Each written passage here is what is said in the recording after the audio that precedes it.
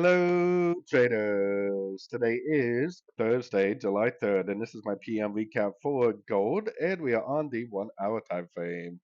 So, one thing, first of all, gold is going to be closed because of the U.S. Independence Day, U.S. bank holiday tomorrow, the 4th of July.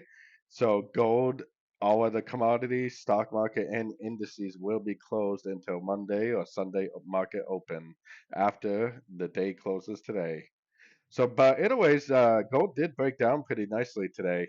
We got first of all 5 waves up, very nice 5 wave pattern up, likely a wave B, a wave A of B. I mean, most likely this push down is the A of a correction. So I think that over the next probably few trading days, we're going to get some sort of a overlapping corrector pattern for an ABC of B. I think the 61% has the most likely potential for this end of a correction, and then probably back up for another 5 wave impulsive move for a wave C.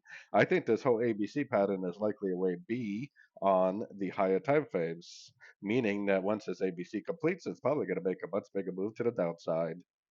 So anyways, don't forget to check out my free Discord group. It's a link down here in the corner. Take a look at my website, fxpipcollector.com. And as always, thank you for watching and happy trading.